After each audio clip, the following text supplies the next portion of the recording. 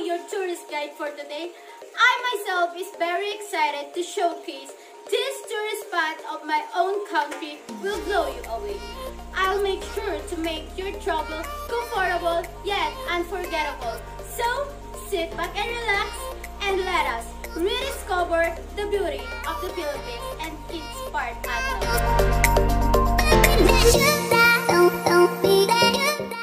on our first stop, Rizal Park. To introduce you here in Manila's landmark 58-hectare park, also known as Luneta Park, will you believe that this is considered as one of the city's most historically significant location because it is where Jose Rizal was executed on December 30, 2896, the day that sparked a revolution, which was under American rule. His remains were dumped in an unmarked grave at the Paco Cemetery, but in 1898, they were moved to the Rizal Park Monument in Luneta. It began as barely habitable marshland, then became a center of the Spanish leisure class before being known as a site of Rizal's death. The park's proximity to some government buildings, accessibility from new country homes being constructed on the outskirts of Manila. Are you all fascinated how this park changes the Philippines' historical times? It was just the beginning of our tour. Let me refresh you with another historical places you should visit and remember. The next tourist spot is Corregidor.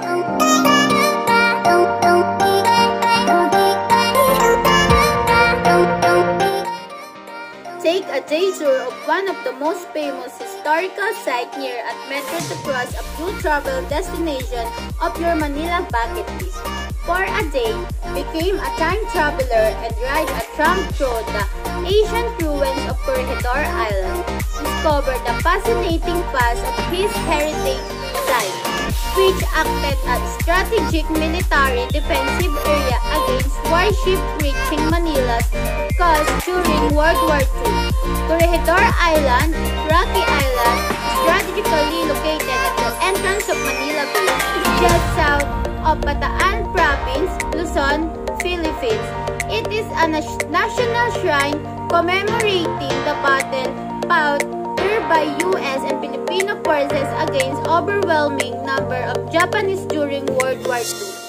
When the Spaniards arrived in the 16th century, they established Manila Bay, or Isla ng Corregidor, as a strategic defense spot. It was given the name Island of the Corrector since it was where all ships entering Manila had to stop for inspection.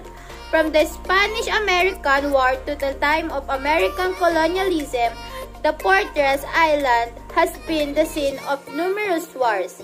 The lighthouse, which dates from 1853, is the oldest landmark of the island, but most of this large tropical island is surrounded by ruins from World War II combat. I'm not sure if you are familiar this third historical occasion we're about to go. There are so many happenings were done and people today are fascinated and curious about this place. So, please stay put and let us all discover our third destination, where is Intramuros.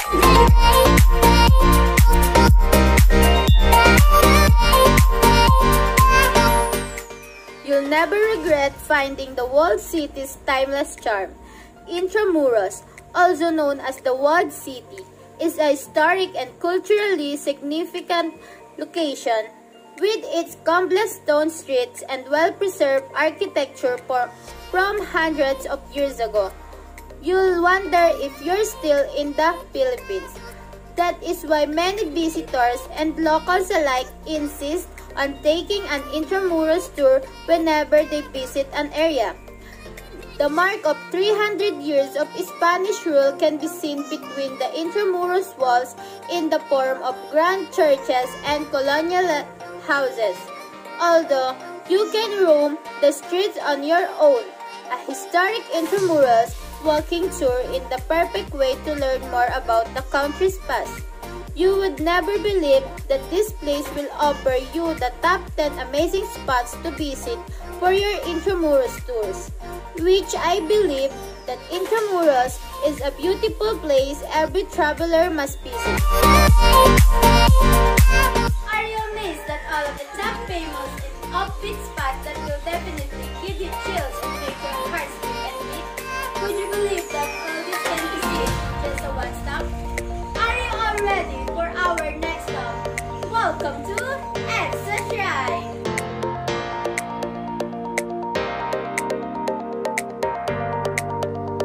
The Shrine of Mary, Queen of Peace, Our Lady of EDSA, or simply the EDSA Shrine, is a small Roman Catholic church in Barangay Ugong Norte, Quezon City, located at the intersection of Ortigas Avenue and Epifanio de los Santos Avenue.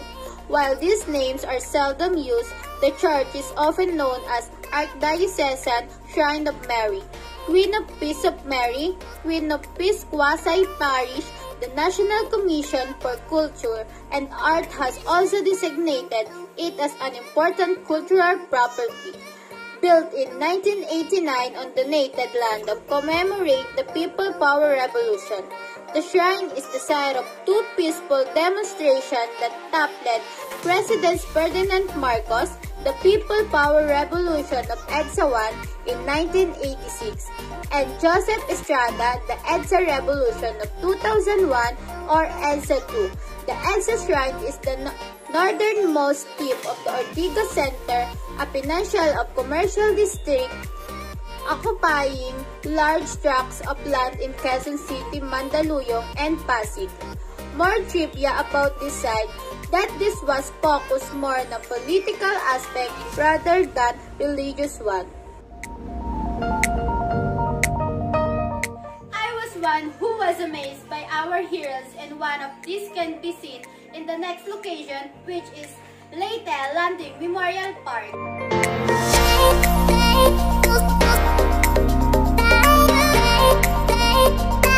The Leyte Landing Memorial, location in Red Beach, Palo, is a park that commemorates a significant historical event. General Douglas MacArthur returned. This was his pledge to the Filipino people that he would return and assist in the liberation of the Philippines from the Japanese. Remember, he said, "I shall return." On October 20, 1944, the landing took place. Part of the Pacific Campaign of the war, the Battle of Leyte began on 17 October 1944 and saw American and Australian troops work together with Filipino guerrilla forces to invade and capture this area from the Japanese. Today, the Leyte Landing Memorial dramatically depicts the moment of 20 October 1944 that General MacArthur waded through the water with his men. It is part of the Leyte Landing Memorial Park, also known as MacArthur Memorial Fork, a man-made pool with larger-than-life bronze statues of General MacArthur, President Cyril Osmeña Jr., and others is located near the beach in the heart of the park. If I would describe the scenario, for me it was hope. That if someone promises to come back, they will just believe it. That's why, even though there are some conflicts about what happened before, I must say that all Filipinos who happened to be there in the times and tried to fight for the country, they were all our heroes. They were all must be recognized that we should be thankful for. Want to know more about the Spaniards' colonizations in the Philippines? Here's one of the sites of the religiously Philippines were colonized. A holy proof is Magellan Cross.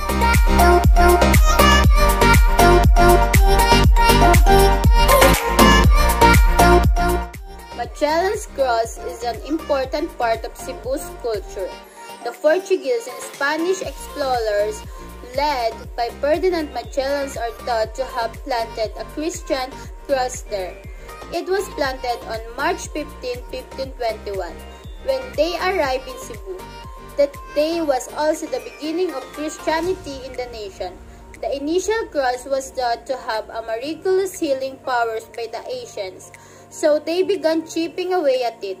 As a result, government officials were allegedly prompted to encase it in another wooden cross made of tindalo. It is now held in a tiny chapel. Rumor has it that the original cross was lost or vanished after Magellan's death. Cebu Magellan's Cross is housed in a small chapel located near the Basilica Minore del Santo Niño on Magallanes Street, Magallanes being the Spanish name of Magellan, Cebu City, right in front of the Cebu City Hall. Here's a tip on how to visit Magellan's Cross. There are a lot of means to get to the Magellan's Cross. The following can be guide to visit his historical cross in the Philippines. Number 1. From the airport, you can directly ride a taxi going to the City Hall. It will cost you more or less 350 pesos to 450 pesos. Number 2. If you are from within Cebu City, you can just ride a jeepney from your place going to the downtown Cebu, most specifically to the City Hall. And lastly, if you are a tourist, you can book a Cebu City Sugbo tour. Magellan's Cross is included in that package. Let me just tell, the Philippines has a lot of offer that if you're amazed by the one-eyed surfers, we have a lot of offer. Just stay put and let me introduce to you the Mactan Shrine.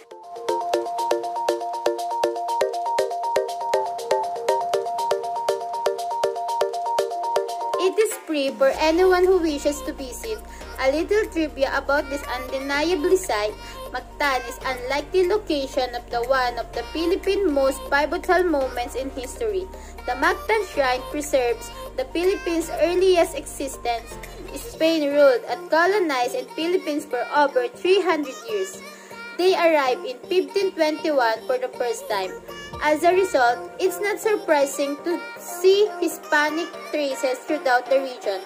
One of them is his statue, which greets you in the shrine's middle and is dedicated to the Portuguese navigator Captain General Ferdinand Magellan. The 30-meter-high obelisk was designed by the Spanish colonial rulers of the Philippines in 1866. I'm sure that you heard about the rice terraces Philippines are proud of. Would you have thought that Filipinos are so creative to do this art yet their source of living? I would have to say that as a Filipino really admire who did this. Let me welcome you to our pride, Banawe Rice Terraces.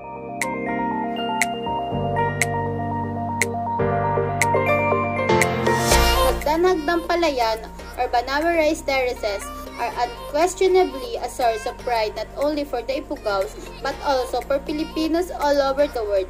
These have taken center stage in tourism advertisement and they're a popular backdrop for many souvenir photographs. Because of its magnificence, it has been inscribed on the UNESCO World Heritage List in 1995. Since then, the world has noticed and never stopped talking about the rice terraces or the Philippines Cordilleras, located at the foot of the Cordilleras mountain ranges in the northern island of Luzon. This destination will definitely take your breath away as you get lost by the outstanding view of these rice paddies. The Banawe Rice Terraces are not only one of the Philippines' must-see attractions, but their history and origin can fascinate you as well. The Banawe Rice Terraces have helped to create a landscape of great beauty that expresses the harmony between people and the environment. Built 2,000 years ago and passed down from generation to generation, the expression of sacred values and the delicate social balance to maintain the Banawe Rice Terraces. The Ipugaos said that their ancestor built these rice terraces Philippines only by hand, and up until now, the new generation are still applying the same techniques amid the modernization to preserve the breathtaking rice terraces. What you need to know before traveling the Banawe Rice Terraces. The locals here are incredibly welcoming. They never fail to smile. When you encounter an Ipugao, you will find that their mouth and teeth are red. This is due to presence of nganga or betel nuts. I believe that we are all not here but because of our national heroes who made the Philippines free to the colonials. But with his inspiring tool, who would have thought that this can change everything?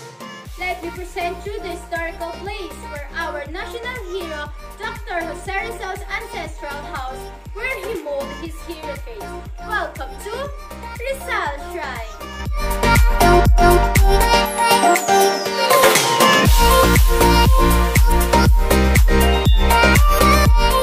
Another site to visit is the Rizal Shrine, which was believed that this was the ancestral house of our national hero. Do you believe in that? Let us see on his banks. The Rizal Shrine is a rectangular bahay na bato, a kind of upper-class Filipino home built during Spanish colonial era. The lower level is made of adobe stone and bricks, and the upper level is made of hardwood. During the rebuilding, the original interior flooring of the house was found and used. The exterior walls are painted green, originally white, and the roof is made of red ceramic tile.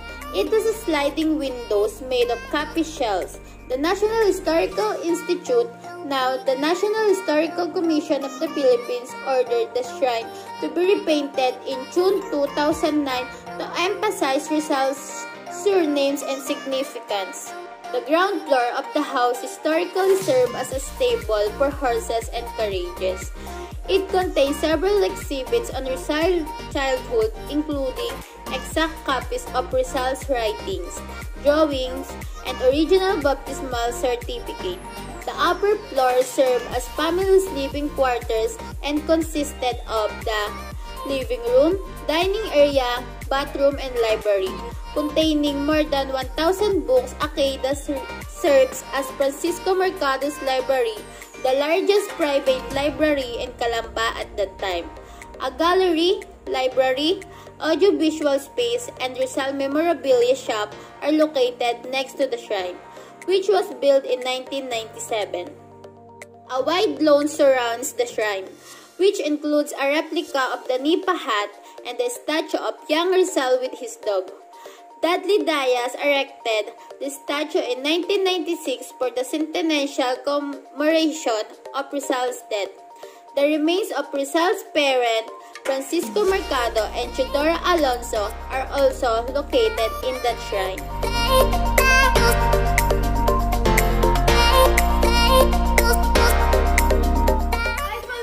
How I wish finished this tour already, and I must say that you enjoy it. But before that, let me tell you how religious Filipinos are, and they really cherish their saint, and one of these is Santo Niño, which they believe that Filipinos are Santo Niños. Let me tour you to Basilica del Santo Niño, Cebu.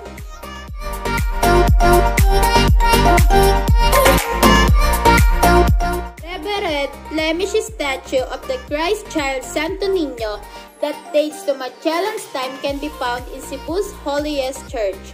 The church has faced adversity before. It was established in 1565, the Philippines' first church. The three previous buildings were destroyed by fire before the current barrack building was completed in 1737. Its facade and belfry were badly damaged by the 2013 earthquake but have been restored. The perpetual bonfire of candles in the church courtyard, stroked by an endless procession of pilgrims and other worshippers, may have contributed to the church's incendiary history. A picture of a child Jesus, sequestered in a chapel to the left of the altar, is the object of their veneration.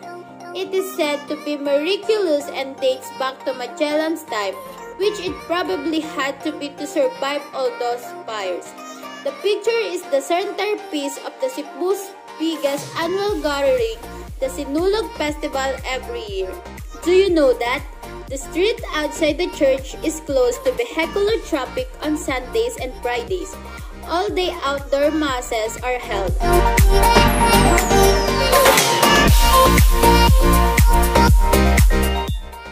Philippines has a lot